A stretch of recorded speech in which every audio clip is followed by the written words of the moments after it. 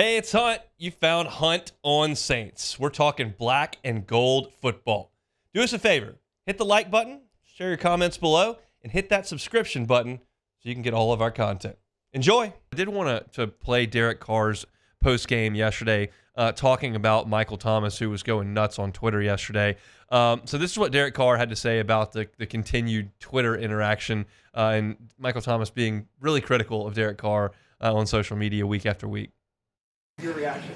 I have love for Mike, and when he does that, I don't really care for it, obviously. I've had so many teammates over the years, and he's like the one dude that didn't get along with me, and I don't know what I did to him. I don't know why he feels that way. I'm sorry, for whatever he's dealing with to make him feel like he's got to do that. I don't know, but he's never called me during any of this. My phone number has never changed.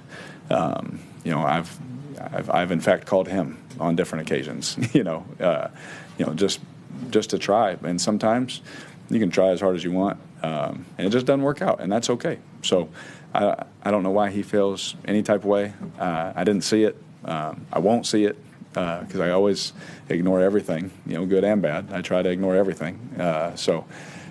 It's unfortunate, especially coming from a player like that. But I wish him the best. I hope he gets on a team and does what he wants to do.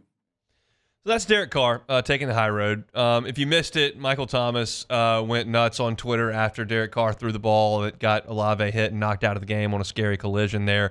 He had, let's see how many tweets about Derek Carr for the last 24 hours. 1, 2, 3, 4, 5, 6, 7, 8, 9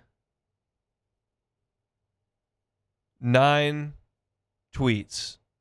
10. There's a 10th. 10 tweets about Derek Carr and his performance over the last 24 hours from Michael Thomas. He's retweeting NFL memes that said with his loss to the Carolina Panthers, Derek Carr now becomes the first QB in NFL history to lose to 31 teams.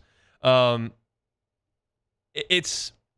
trust me, I understand the irony here because I am criticizing Michael Thomas publicly right now, and I'm criticizing him for criticizing people in public. But my job is to cover the Saints, and Michael Thomas is a story within the Saints. He's the greatest receiver in the history of the franchise, and he's in the news for all this, and Derek Carr is talking about it post-game. So it's my job to come here and react to that.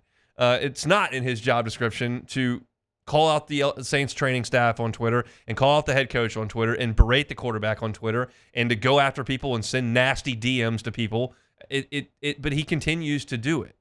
And it just doesn't make a lot of sense. I don't know what he gets out of it. He clearly enjoys trying to, and for lack of a better term, just be mean. That's just something he enjoys doing.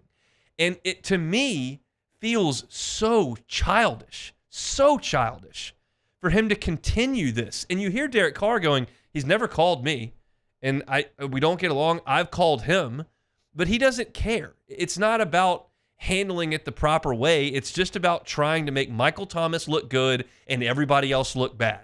And that's been his MO. And it is so childish and so disappointing and so petty. And he just doesn't care.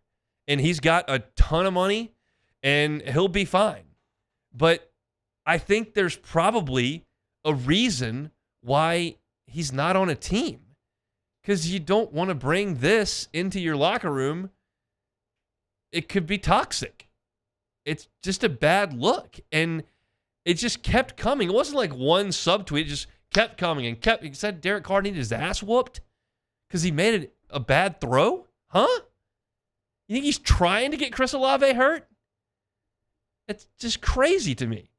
Michael Thomas, that year his buddy went first team All-Pro in 2022. He needed 180 targets just to catch 100 passes. He is ass. Talking about Devontae Adams, obviously. Who cares? He's retweeting this Josh Dubo AP tweet about most starting losses to starting quarterback. It's all Derek Carr.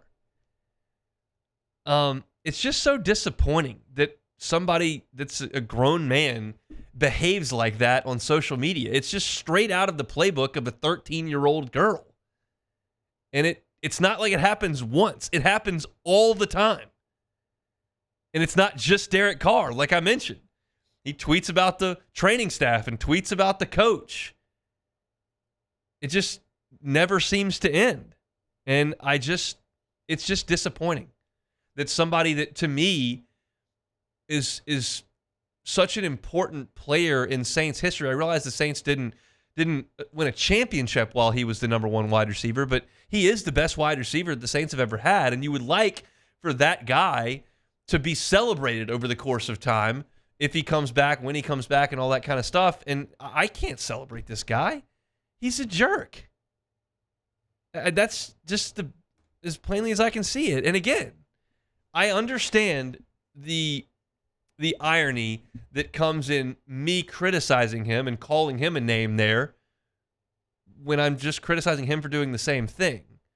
But again, I think they're different situations. One is just a guy unprompted and unsoliciting going out of his way to berate somebody, and the other is me covering the situation that surrounds the Saints. And if you're not aware, there's a lot of drama in Saints land at the moment.